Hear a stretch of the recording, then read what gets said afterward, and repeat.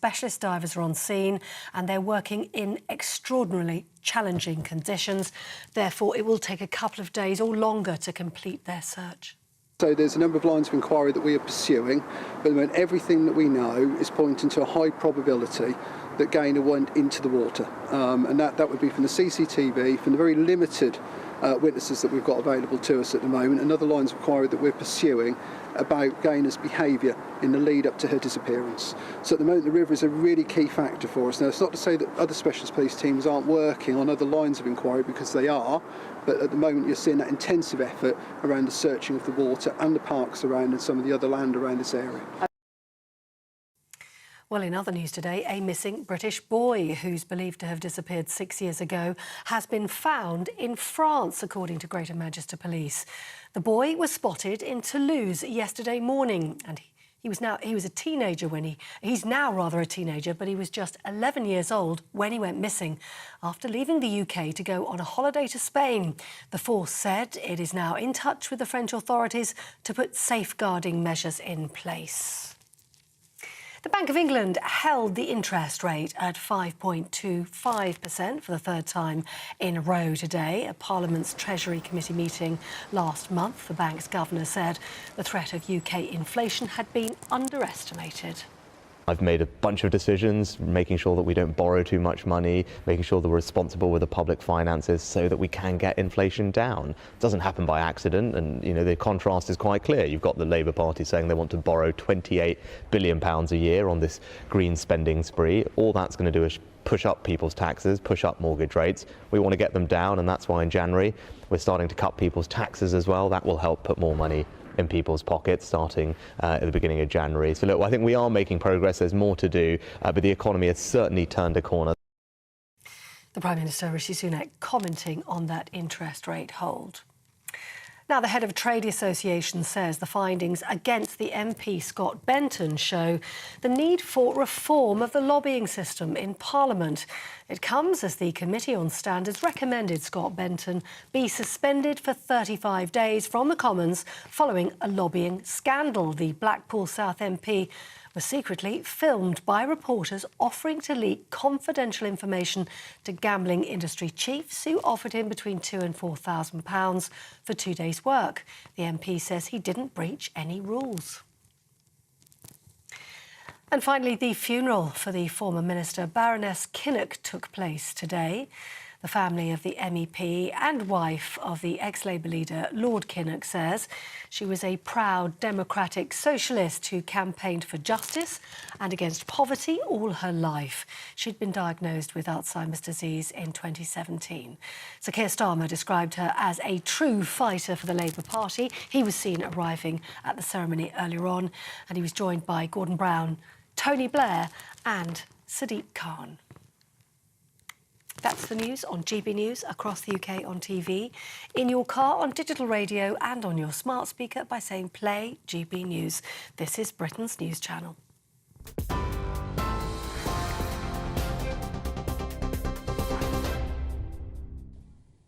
In a Treasury Select Committee hearing yesterday, the Chief Executive of Aviva, Amanda Blank, claimed there is a no non-diverse hire at Aviva without it being signed off by me and the Chief People Officer.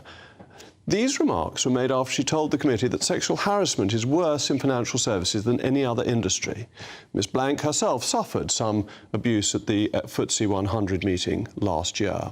But can it possibly be right to discriminate against white men, her customers, to remedy this? It's outright public discrimination. But it's merely the latest unveiled symptom of the much broader illness caused by the march through the institutions promulgated by the Equality Act 2010. As Conservatives, we see people as individuals, but the modern collectivist left sees people in terms of their groups and tribes, and this divergence represents a deeply troubling rift between the two visions of equality in society. The collectivist believes equality is measured by outcomes and is about levelling down. So if a firm does not have an exact balance of men and women, it is automatically misogynist if it has too many women, but never misandrist if it has too many men. Sorry, that's the other way around. What comes of reading the auto cue without paying attention to what one's saying? It is misogynist if you have too many women, but it is misandrist, never misandrist, if you have too many women. Anyway, or if it has a larger number of white people, it could be described as institutionally racist. But the individualist believes that equality is measured by meritocracy. Judging people purely based on their capabilities is the only way to achieve the fairness of equality before the law. And the collectivist vision is a fallacy. There are all sorts of disparities in society, and it is wrong to assume they are caused by discrimination. For example, the highest earning groups in the UK are British Chinese and British Indians. To suggest that these groups earn more by discriminating against those who earn less would be absurd. But the erroneous collectivist vision is winning. And that's why we see the likes of the Financial Conduct Authority issuing quotas to businesses. Quotas are outrageous, they're discrimination. And a quick look on its website reveals it rather sinisterly calls for comply or explain, rules which entails boards must have 40% women, at least one senior board position must be held by a woman. At least one member of the board must be from an ethnic minority. But surely firms should have the best, and if that means 100% women and 100% ethnic minorities, so be it. It should not be discriminatory. And so it's no wonder firms with this sort of nonsense coming from the FCA, like Aviva, are engaging in this kind of rhetoric encouraged by the regulator, paid for by you, which is demanding that it does this. It all stems back to the Equality Act of 2010, which ought to be renamed the Inequality Act. It puts a legal duty on firms to promote inequality and to discriminate. But capitalism is the way to overcome personal prejudice, be it misogyny, racism or anything else. Capitalism is colourblind. Its concern is the bottom line, and the job of chief executives is to achieve profits for their shareholders. It serves a firm's interests not to discriminate based on any characteristic other than capability. It's been shown by the African-American economist Thomas Sowell that even in the most racist societies throughout history, such as apartheid South Africa, firms would break the law and hire from groups discriminated against when it made business sense to do so. We cannot manufacture equal outcomes via tokenism, but rather achieve true equality by treating people as individuals. Aviva and its chief executive, Amanda Blank, ought to know this, as should the FCA, as well as the public sector. Indeed, the law ought to reflect this clearly. It's time to reform the Equality Act. But also, you can act. If you're a white male and you've got an insurance with Aviva, they don't like you. They don't want you. The chief executive doesn't approve of you. So why buy your insurance product from a company that is hostile? As ever, I want to hear from you, mailmog@gbnews.com. But now I'm delighted to be joined by Alka Siegel-Cuthbert, the author and director of Don't Divide Us. Good evening. Good evening. Thank you so much for coming on. Thank you. Isn't it important in terms of not dividing us that people should be appointed on merit? And that if people aren't appointed on merit, it's actually dispiriting for those who are appointed because they feel they're getting it as a pat on the head. It's rather condescending. Yes, I think it is very patronising. I don't think either women or black people need white people to vacate spaces for them. I think we're quite capable of entering the field on our own merits. But I think the thing about Madame Blanc, Amanda Blanc, is when I was reading the story, she reminded me as nothing so much as a kind of aristocratic patronage, a sort of lady noblesse oblige, sort of saying, well, look, these people do not please me. If they're going to come into the inner sanctum of Aviva, they have to, you know, win my approval first. So in a way, she's actually replicating the kind of cronyism she claims to be fighting against. She says she's doing this to try and counter, you know, somebody giving a job for their mate, phoning somebody up whom they know, but without any evidence. No idea if that actually goes on. But even if there are problems in their HR recruitment procedure, I don't think coming on like this is the way to deal with those problems. This is just it's very patronising. It's also a way of really, you look at in the article, from what I can tell, there's sexual harassment, which is one thing, that is criminal and has to be dealt with through the law and through proper procedures of discipline. But then there's language. You know, I believe one of the things she says that she had to suffer at the FTSE 100 AGM last year was overhearing a comment like, she's not the right man for the job. Now, boorish, offensive, maybe, but harassment, I don't think so. I really don't think so. So it's a way of chilling workplace speech, almost disciplining the workforce, really. Also, after this staff where she wants to discriminate against white men, it's perfectly reasonable. She thinks she's not the right person for the job. I mean, if all it is the one word, people in public life must expect criticism.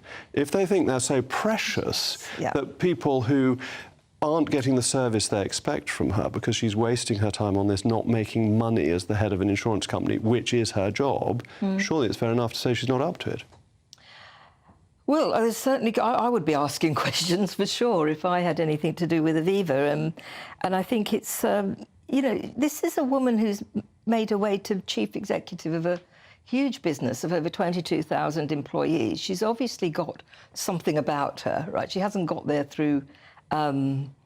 she herself hasn't got... She's probably had to struggle and fight. So, but yet she's quite prepared to use this sort of rhetoric of vulnerability and therapeutic well-being that really is anything but. It is just a way of stigmatising speech, really, that a certain class find offensive. Do you think there's ever a case for positive discrimination? Well, I think very, very...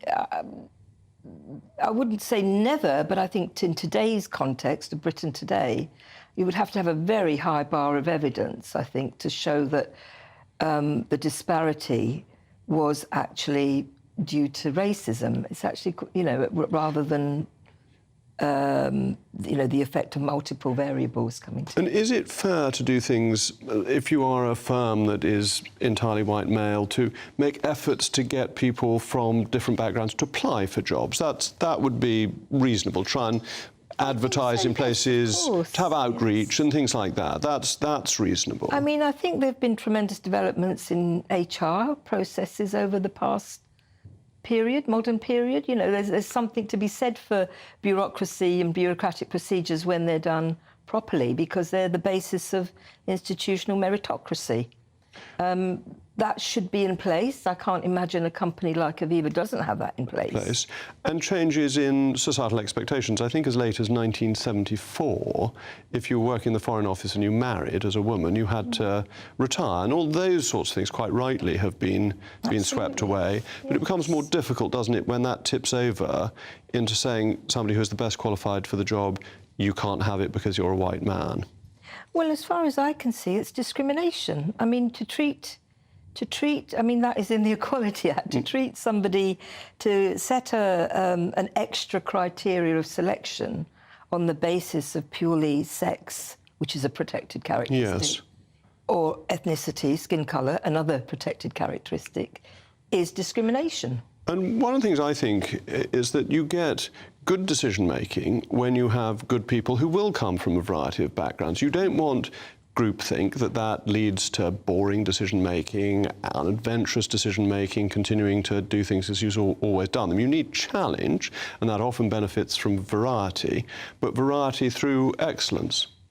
You need excellence. You also need a workplace culture of relatively high degree of freedom and trust, because you can have excellent people there, but if everybody's walking on eggshells and scared to talk openly, those ideas are not going to come to fruition. That's such a good point. We often talk about freedom of speech, but thank you very much, Alka. Coming up, the Business Secretary has found herself in a row with the Labour MP over trans rights. Plus, we'll be hearing from one man who did more than anyone to try and bring calm and reason to the era of COVID hysteria, Professor Carol Sikora.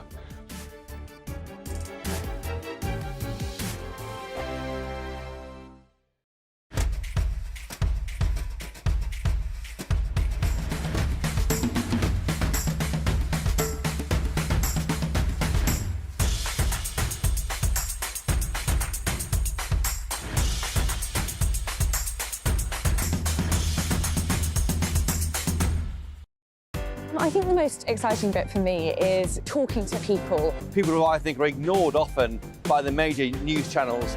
We're going to give news they want to hear. There's a voice there that needs to be heard. I think there's a chance here for a diversity of opinion to be expressed, which you don't find elsewhere. It's really exciting. We don't hold back. We're free to say how decisions that are taken here affect us all around the country. Only on GBNews, the People's Channel, Britain's news channel. There's only three people you can trust in life: your doctor, your lawyer, and your nana. I'm not sure. So join me, Nana Acquare, at 3 p.m. every Saturday and Sunday, where we discuss the biggest topics of the weekend. Be ready for battle. Could you be quiet? What is this? It's my new teeth. It's your new teeth. I don't bite. Well, not without a good reason. Always honest, always fun. Every weekend at 3 p.m. on GB News, the People's Channel, Britain's news channel. I'm Michelle Dewberry, and I'm not here to tell you what to think. I'd much rather hear what you have to say. So, send in your opinions to gbviews@gbnews.com. Keep them clean, and you never know, I might read them out. With my panel here on Jubes & Co, we debate, we get stuck into the issues of the day on a show where all views are welcome, especially yours. GB News, the People's Channel, Britain's news channel.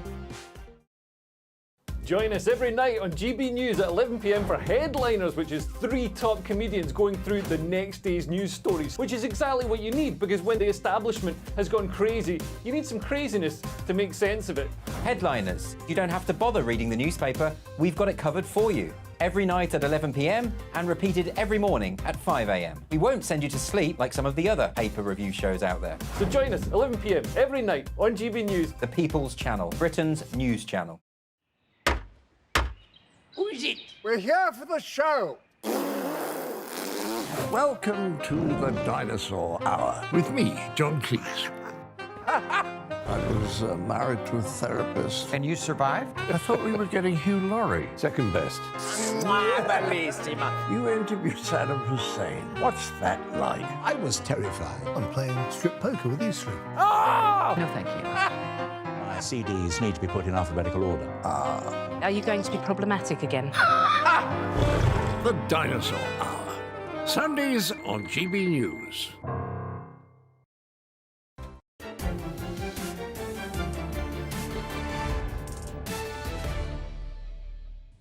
Welcome back. I'm still Jacob Rees-Mogg, and this is State of the Nation. We've been discussing diversity and discrimination. You've been sending in your excellent views. John says, will the CEO of Aviva be checking investments from white men before accepting them? I should sell my shares in Aviva. They're clearly more interested in diversity than performance. Anthony, if jobs are not offered to the best candidates, we slide from a meritocracy to a state of mediocrity. Meritocracy to mediocrity. I like that. That's a good line. Peter, if we want real equality, 50% of refuse collectors, or dustbin men as we used to call them, should be female. At the moment, nobody is shouting about that particular inequality. That's a very good point. So tempers flared yesterday evening at the Women and Equality Select Committee when Labour MP Kate Osborne accused Business Secretary Kemi Badenoch of likening children and young people coming out as trans to the spread of disease. Badenoch countered this accusation by insisting that Osborne was lying in what became a rather heated exchange. The Equalities Minister had told the committee that laws needed to be modified in order to protect single-sex spaces, and she believes that male predators were exploiting legislation loopholes in order to gain access to areas such as women's lavatories and changing facilities. Well, to discuss this further, I'm joined now by Diversity and Inclusion Facilitator Katie John Went. Katie, thank you very much for joining me. Isn't this a problem for people who have genuinely transitioned, that there are men who will take advantage of loopholes in the law? And that's just human nature. Yes, but I mean, I've just come through Paddington Station and you only have to walk into the toilets there with a high-vis jacket and a mop to take advantage of the possibilities of accessing certain spaces. So I think people who have malicious intent will always find a way. Generally speaking, people who are at risk of abuse are at greater risk staying in their own home and not leaving their house. We know that for a fact. But if you want to get into the language of who is genuinely trans or who genuinely transitions, I think the Equality Act isn't entirely clear on that. It kind of describes transitioning rather than having arrived. And if we how does one define being genuine and having arrived, whether it's the possession of a gender recognition certificate, which is a bit of old law, which relatively speaking, I would say might need some updates, and also still creates the situation with when and where can you ask to see someone's GRC, and is that the paper equivalent of asking to see someone's genitals? How do you inspect and police something as vague as who is genuinely trans? But this is important because we've always lived in a society in this country where you don't have to show your papers, and I would hate to see a society where we had identity cards and you had to show your papers to go to the loo. That would be pretty ridiculous. But you also need to have some understanding of what is genuine and what is not, and that the ability, if the law provides it, for people to pretend is actually harmful to those who have genuinely decided to make what must be a very difficult decision. And it is a difficult decision. I made it, and it was a struggle, and it was very much for myself a kind of last resort, which is actually some of the words that Kemi used, describing transition for many. It should be available, and for many, though, it should be perhaps a last resort. I think you've got a dilemma because, as you say, we shouldn't get to the situation where we have to produce ID cards to gain access to anything. That said, to travel, one needs a passport. Passports come in two flavours, male and female, except for the countries that allow the third option. We don't. It gets continually kind of asked for here and never gets any further, usually championed by the Lib Dems. But it's not something that you can do, bring up a passport or a driving licence or a gender recognition certificate at a doorway to access a particular service. And my neighbour and friend Linda Bellos is very hot on the Equality Act, and she, as a lesbian woman, regularly gets kind of challenged on her gender almost, because if we're doing it based on who looks like what, it's based on kind of gender and beauty standards on who looks typically male, who looks typically female. And at the end of the day, do we really want to be confronting people like that? When you talk about fraud, when you talk about people kind of with malicious intent, the dressing up, if you want to call it that, I'm not saying that's what trans people are doing, but if you're going to call something dressing up as the act of error in itself, as opposed to the act that you do after you've dressed up, the real fraud is not the fraud itself, but the act afterwards. Well, and that's what we should be policing without policing appearance. Yes, but how do you get to this? Because I know you'll say hard cases make bad law, but when you get sex offenders who, in the process of being convicted, suddenly say that they are not a man who has carried out a rape, but they are in fact a woman, so they can go to a woman's prison. This is not something that the state could possibly go along with, is it? And we've already changed that. I've actually spent quite a lot of time working extensively with the prison service over the years, from before there was ever a prison service instruction on trans. I was never working with it in a trans capacity, but I was working with them in a different capacity, but actually was transitioning whilst working with them. So they used to regularly ask me, Katie, can you give us some off-the-cuff advice about what do we do with our trans prisoners? We're currently doing this. Each individual prison had their own policy, and some were acting on what you might call common sense. If you put the person who, committed a, financial fraud, who's fully transitioned, transfer them to a female prison or a female wing, it's not going to cause too much of a rumpus. But if anyone with a sexual violence history, anyone who hasn't bodily transitioned, that is now the current policy again. It's taken a long time to get back to common sense. But that's really important, because it seems to me that there is a good deal of common ground. That it's based on what is somebody really doing, but therefore you need to make inquiries, and that the extremists in the trans debate actually do harm to people in your position. They make it harder for you by saying that if tomorrow you decide you are of different sex, everyone must accept that. That clearly can't be the law, can it? Well, any time you shut down debate, I believe you're already losing your argument. That doesn't mean debate should take place with venom. I think being able to humanise the person you're debating with or discussing with or trying to change law with, whether that's across the benches kind of politically, whether it's across the barricades between trans and gender critical, whether it's Israel and Gaza, whatever it is, you have to be able to humanise the person that disagrees with you if you yourself want to be humanised and understood. And that means talking. I get into a lot of trouble because I choose to talk with those who might disagree with me. And only if we talk can we actually create consensus, coexistence, and ways to navigate society where we get on with it. We create society not by making everyone the same or making everyone agree, but by coming up with consensuses and coexistence that enable different faiths, different viewpoints to cohabit together. I've always thought it comes down to the individual. Thank you very much, Katie. Well, there's the scuffle that took place between the Business Secretary and Kate Osborne, the Labour member for Jarrow.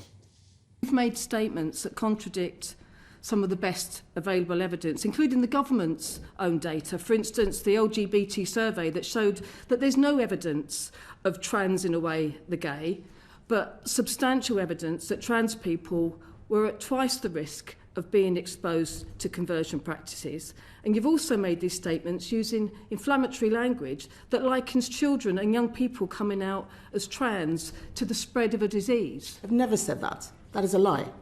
Well, that is a lie, and I think you should withdraw that statement. That is a lie. You are lying.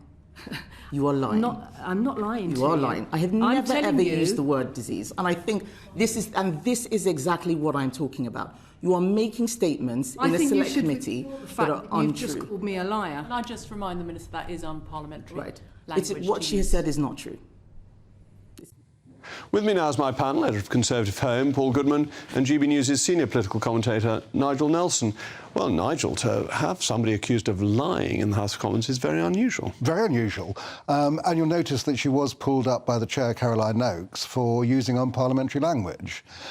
But the powers of a chairman of a select committee are much lower than those of the speaker, so you don't have to withdraw it. But no, I mean, you won't get thrown out. You won't get thrown out. At least she was picked up on the language. And this debate, where do you think we should be on it? Because I thought what Katie was saying was perfectly sensible. There is a common sense view, and that people who wake up in the morning and say they're of a different sex are in one position, and those who go through a long process, and probably quite difficult process, to decide they wish to be of another sex are in a completely different position.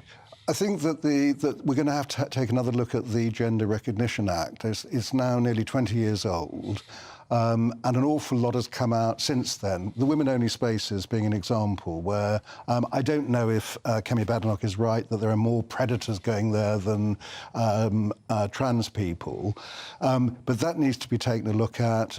Labour is certainly planning to do that, but probably they will actually get rid of the Gender Recognition Panel. But you'd still have that basic thing. I think you're right about there's a difference between waking up and self-identifying as a different gender and going through to officially change. So it is a diagnosis of gender dysphoria. It's 2 years living in your acquired gender. And if you want to go for the gender recognition certificate, you go before the panel. But that's the bit that will be cut out. Paul, do you think that Kemi is right, that there are more predators than there are genuinely trans people? And how do you find evidence for that? I don't know, but I think we've all got a sense of what the average voter thinks. And I think the kind of average voter's view is you want to be treated as this or you want to be treated as that. That's all fine. But I think people do get quite worked up about two things. One is sport. There's a sort of whole idea that men who've transitioned and become women and are competing in women's sport, that that's somehow often unfair. I think there's a lot of feeling about that. And then there's a sort of women's safety element, which is what you were discussing a moment ago with Katie. Yes, and that's clearly important. And the prison issue is fundamental because criminals are naturally going to play any system, aren't they? That's why they've fallen foul of the law and gone to prison. So if you make it easy for them to go from a man's prison to a woman's prison, that must be a great temptation, because the assumption must be that women's prisons are gentler places than men's prisons. So there's the other element of it that's very important from the public's point of view, and indeed everyone's point of view, is the position of children. So if you are 19 years old, and you decide you want to transition from being a man to a woman or vice versa, it's kind of one thing. But if you're 14, the question is, are you an adult and capable of taking a decision at that age? And most people would say no. And this is really important, isn't it, Nigel, that you need to protect children.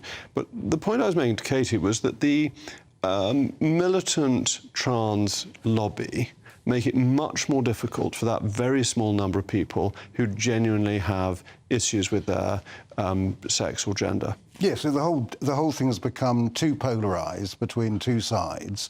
I think the way that, say, J.K. Rowling's been treated is absolutely appalling. That shouldn't happen, trying to basically stop her free speech.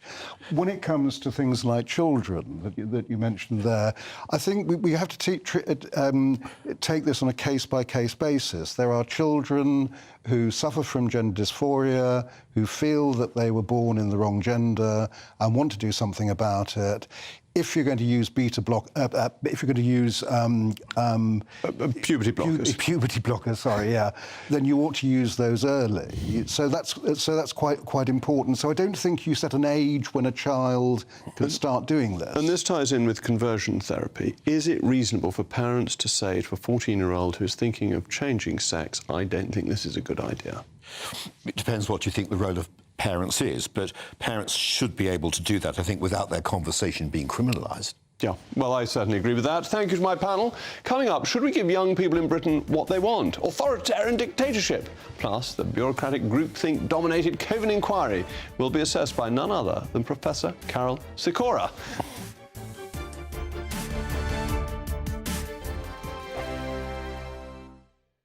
Your weekend starts here with Friday Night Live with me, Mark Dolan, 8 till 9 on GB News. Big stories, big guests and big laughs as we get you ready for a cracking weekend. That's Friday Night Live with Mark Dolan. Fridays 8 till 9 on GB News. Bring your own drinks. The admission's free. Wake up to the headlines with Headliners every morning at 5 a.m. We treat you to the day's biggest stories before anyone else, 7 days a week. You can catch up on everything you need to know before you've even had your kippers. Headliners every morning at 5 a.m, only on GB News, the People's Channel, Britain's news channel. In the GB Newsroom, we bring you the news as it happens. With our team of dedicated journalists across the UK, we're ready to give you accurate reporting every day. When the news breaks, we'll be there with bulletins on GB News, the People's Channel, Britain's news channel.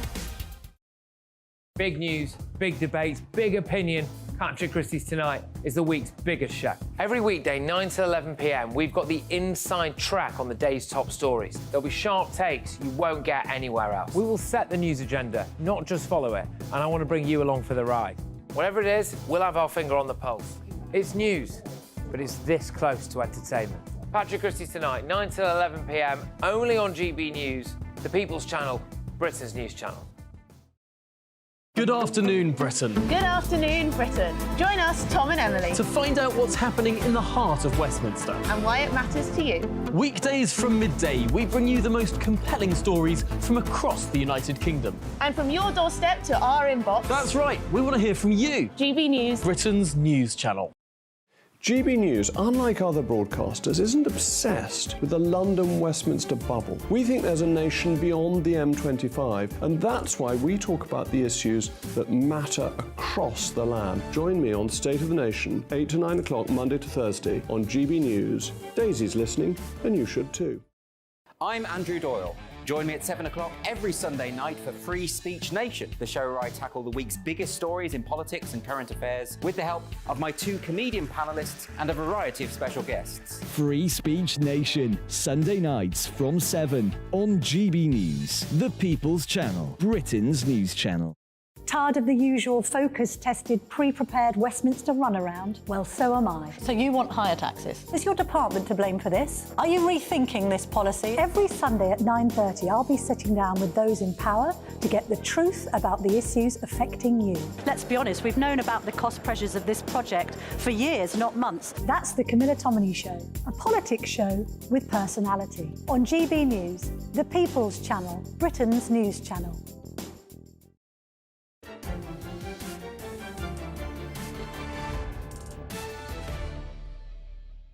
Welcome back. I remain Jacob Rees-Mogg, and this is State of the Nation. We've been discussing the protection of single-sex spaces and trans rights, and you have some strong views on this.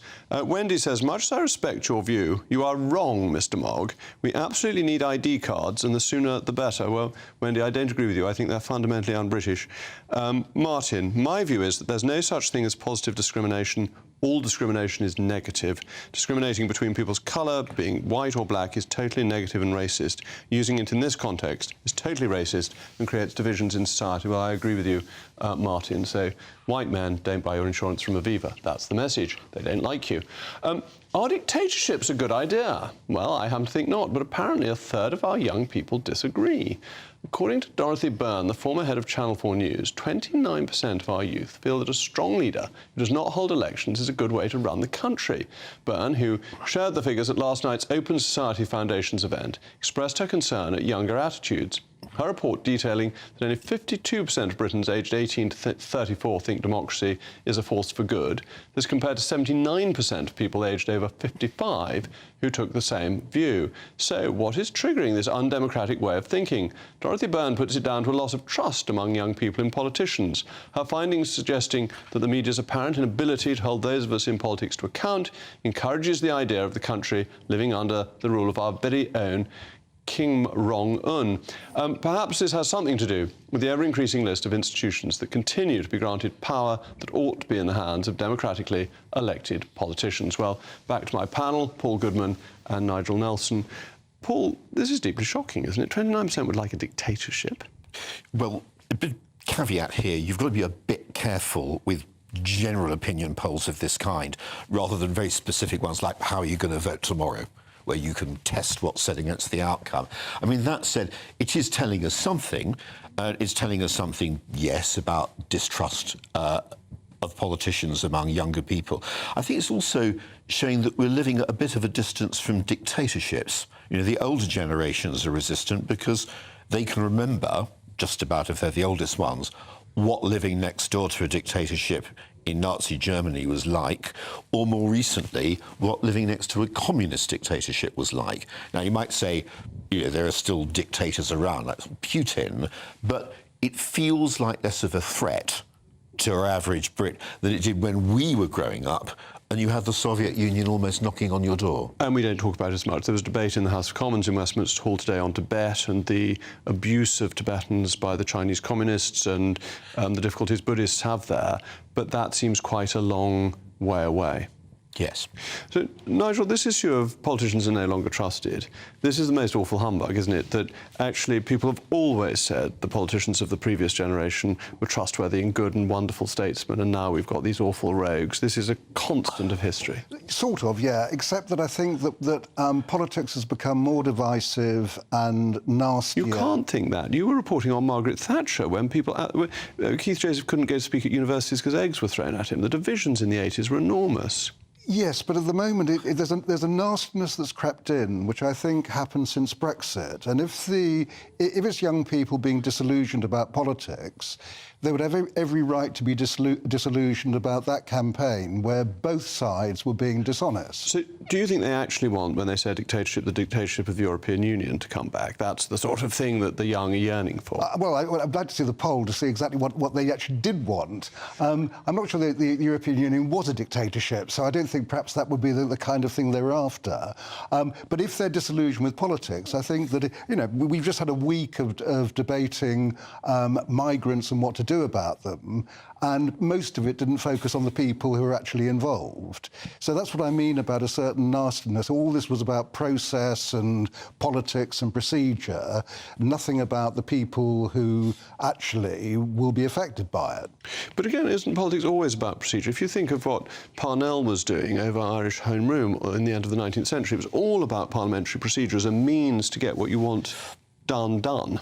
Yeah, but would you not accept that there are more divisions now, or that seem to have happened since 2016 than there were before that? I mean, your party is splitting into goodness knows how many different factions. The reason I disagree with Nigel is not that things haven't been divided since 2016, but thinking back to the 80s, there were bitter divisions. If you think back to the 1930s, there were bitter divisions. The difference between now and the 80s, and also, this is something that happened well before 2016, is the way we live now, with more social media and more people, as it were, ploughing their own furrow and consuming their own news. We ourselves were having this discussion on GBNews, this marvellous channel that wasn't around a few years ago. But a consequence of that is people are less in touch with other people's point of view who don't consume the same media. I don't think that's got anything at all to do with Brexit. Next, you've got to remember, economic circumstances are pretty bad for young people, above all in terms of housing. You literally, if you're in the Greater South East and you're young, earning a reasonably good income, you can't afford to buy a house. No wonder people are fed up with democracy. That's a really interesting point. So democracy stops house building. If you're young, you can't buy a house. You would like somebody to come in and say, OK, this bit of green belt is going to be dedicated to housing. Then I can live somewhere. Is that a failure of democracy or a failure of government? If it is a failure of government, it's a failure of government that goes back way beyond the 13 years, I mean, the House, and way back in. We just have not built enough houses, full stop. And certainly young people now are more likely to be living with their parents into their 30s than they would have been, say, when I was in my 30s. But I don't think that can be laid at democracy's door. It is governments who haven't carried out what they actually promised. But isn't it quite interesting with this survey and what we were reporting on earlier in the week about how quite a large number of people would actually like to go back to lockdown? I think that was 20% of people would like lockdowns. 29% of young people want a dictatorship. There's a big chunk of society that actually quite likes being told what to do. And all the arguments, particularly Paul and I make as Conservatives, you socialists different, about freedom, don't run with lots of people. Yes, I think that's been true over quite a long period of time. So if you think back to as recently as 2015, when Lynton Crosby was advising the Conservative Party, he said, make your big thing security. And security is something politicians now want to get into. Think about Rachel Rees and Securonomics. So there is something about the flavour of the times that means that a big chunk of people prize security over freedom, even if in the long run more state action doesn't deliver it. Nigel, I teased you of being socialist. Come on, better give you the last word. Only on I was interested about the lockdown idea. I think that people actually obeyed the lockdown because it made sense. And people go along with things when they think the state is working. Yes, and if it didn't make sense, they'd have rejected it. All right, well, thank you to my most intellectual panel. Coming up, a lone voice of reason who battled against COVID hysteria joins State of the Nation. Professor Carol Sikora is waiting in the wings, so don't go away.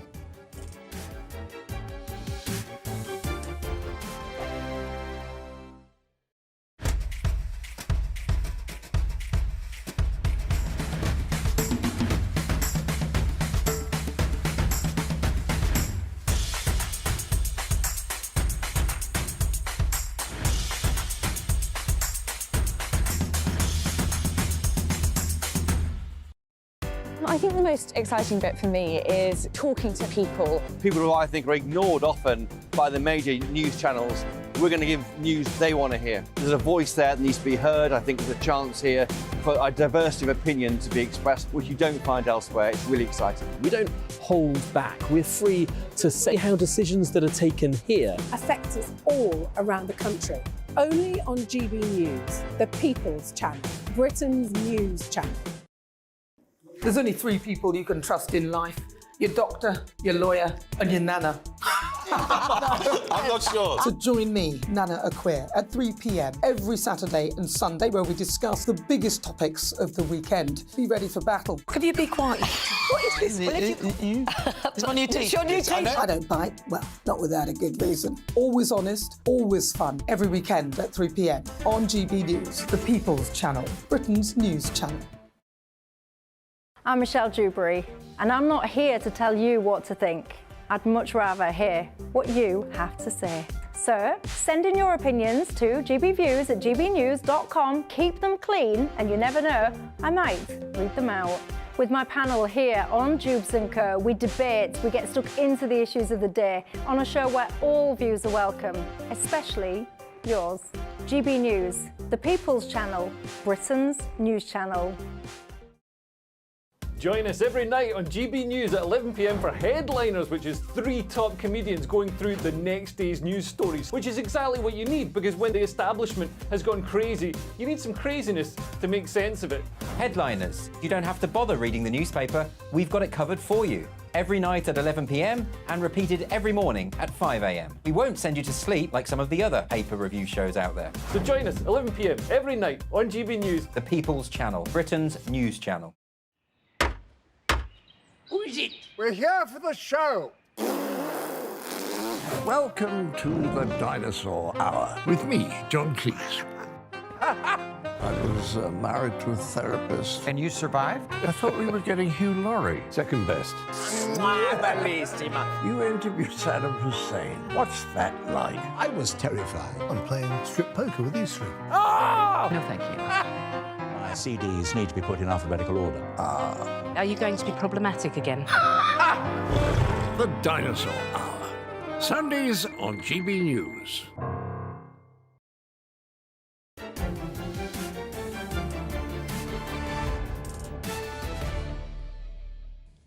Welcome back. I continue to identify as Jacob Rees-Mogg, and this is State of the Nation. We've been discussing young people wanting to live under a dictatorship, and here are your views. John says those who would throw away democracy do not deserve democracy. It's a hard lesson, but it seems to be the only way these people will learn. Brian, those who would throw away democracy do not deserve democracy. But he said exactly the same thing as John. That can't actually be true unless the genius and commonality of my viewers is such that they feel as one. Graham says younger people have been indoctrinated and are unable and unwilling to think for themselves. They crave a nanny state. We have to fight for this. Well, I know Nanny's watching, and Nanny's all in favour of democracy, I'm glad to say.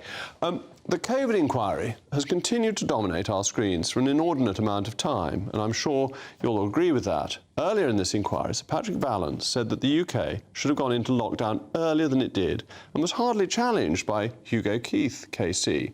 My next guest has argued the lockdowns were brutal and disproportionate, and as the days, weeks and months go by, he continues to be vindicated. Well, joined by one of the few voices who spoke out against lockdown, the oncologist and one of the world's leading authorities on cancer, Karol Sikora. Thank you very much for joining me. When everybody was advocating lockdowns, what was it in your understanding of the facts that made you sceptical? I think it was one evening, about 8 o'clock at night, I was phoned up by a patient of mine who said the chemotherapy for high-risk breast cancer had been stopped mid-course because of COVID. And I said, well, have you been infected? Is that the problem? They don't want to take it because you have the virus. They said, no, they're just not doing anybody. And I was horrified. I contacted NHS England and indeed got the next day the missive that said to do exactly that. And that was in March 2020, just when lockdown had happened. The lockdown was harmful psychologically, but more importantly, its effect, its secondary effect on the NHS was essentially to shut it down for all but emergencies and COVID, of course. And therefore you have consequences for people's life expectancy because they weren't getting the treatment that they needed to get. Exactly. We know that the death rate is still going up above normal. 28,000 people died in the first 6 months of this year. They're the latest figures that shouldn't have died in previous years. So what's causing it, we're not sure. And, you know, different people say different things. Some say it's obesity, it's diabetes. We'll only know in about 5 years' time when you collect all the data. If you take my specialty, cancer, it's a slow burn. People don't die quickly. So if they have late-stage presentation, the cancer is more advanced, it'll take 2 or 3 years before we'll start seeing the deaths. So we would expect to start seeing them next year and reach a peak about 2027, that sort of thing. And this is one of the things that people were bad at taking into account. They saw the straightforward COVID infections. That was what everyone focused on, the daily figure that came out. But the consequences of shutting everything down, be it for cancer or for mental health, or for children's education, those didn't seem to rank, and the inquiry doesn't seem very concerned about them either. Not at all. And to me, one of the biggest problems was the psychological effect on people in the country. They felt they couldn't use the NHS because they were having to protect it from something. The fact that they'd got cancer symptoms, there's sort of a threshold. Different people have different thresholds when the symptoms become too much and they're too worried about it, so they do something. It doesn't matter what. Phone up NHS 11, go and make a GP appointment, even if it takes 3 weeks to get one, they do something. That threshold was put right up by the psycho-ops aspect of COVID fear induction.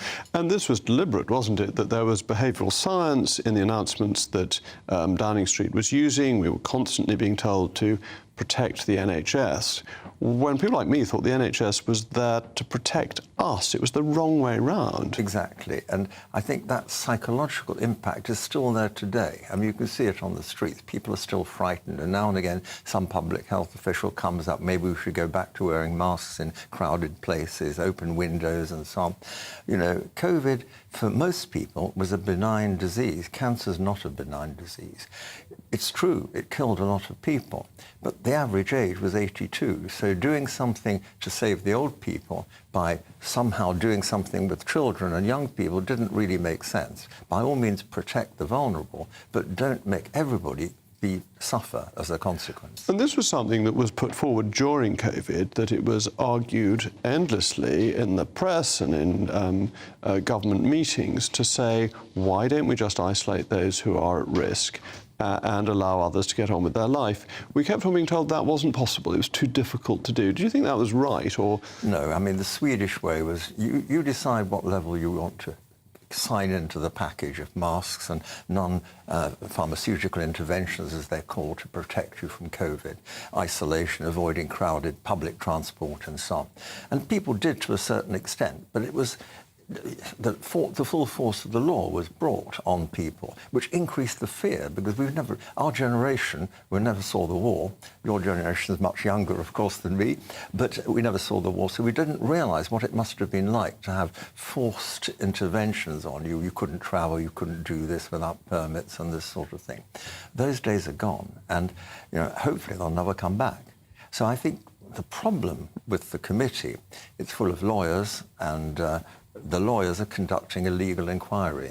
What's really needed is a scientific inquiry. So if this happens again, we have a much better way of handling it the next time round. Better understanding of what went right and what went wrong. Exactly. Whereas currently it does seem as if the scientists are trying to justify themselves and say we got everything right and it was those stupid politicians who stopped us. But actually, I heard the scientists say what we want is herd immunity. Yeah.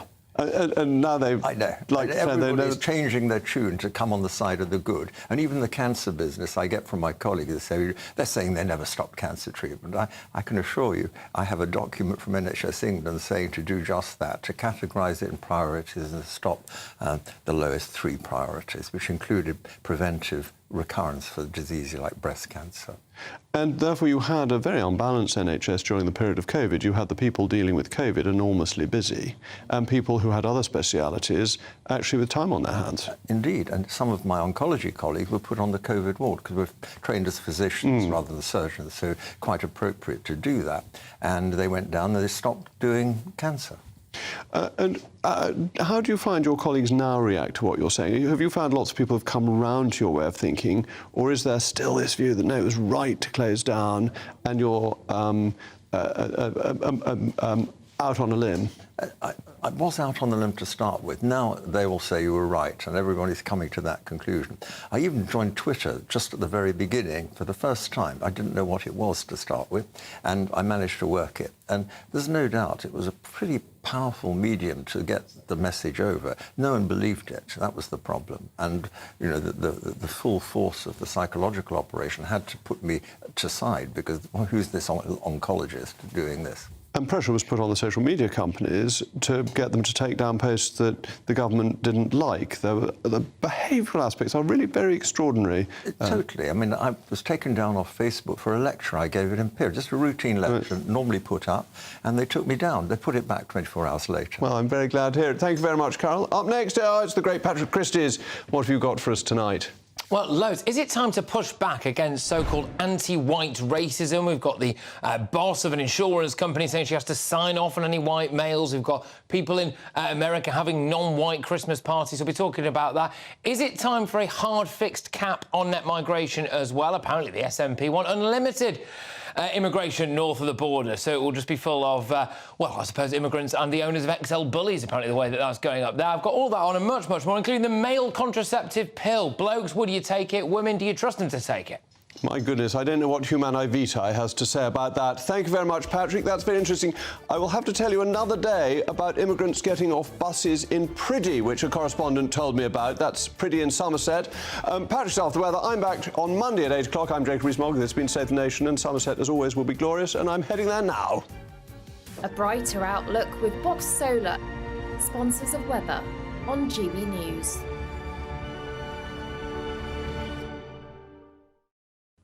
Hi there, it's Aidan McGibbon here from the Met Office with the GB News forecast. It's going to be breezy, increasingly so across northern parts of the UK over the next 24 hours. Patchy cloud carried in on that breeze, but with lighter winds and clearer spells further south, we're going to see a chilly night. Now, high pressure is building in from the south, but that's not going to lead to entirely fine conditions across the UK, because we're going to continue to see a strong westerly breeze. In fact, it's going to increase over the next few days. And during the early hours of Friday, it will bring some areas of cloud, especially across northern parts of the UK. So with the cloud and the breeze increasing in the north, generally frost-free. Further south, lighter winds and some clear spells will lead to a few fog patches by dawn, and temperatures close to, if not a touch below, freezing. So a chilly, but for many, bright start across England and Wales, eastern Scotland as well. However, through the afternoon, we're going to see the cloud thicken once again across northern and western parts of the country. Spells of rain increasing as well over western hills. It stays bright towards the east and southeast of England, 8 or 9 Celsius here, whilst despite the cloud further west, we'll see mild air carried through, and that will continue into the start of the weekend. A very mild start to Saturday. A lot of cloud, though, and an increasingly strong wind. Gales for northwestern Scotland, heavy rain for the northwest Highlands, and that's really going to mount up through Friday, Saturday and Sunday. Drier further south. That warm feeling inside from Boxed Boilers, sponsors of weather on GB News.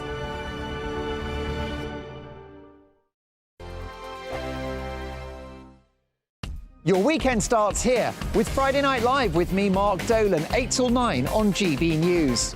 Big stories, big guests and big laughs as we get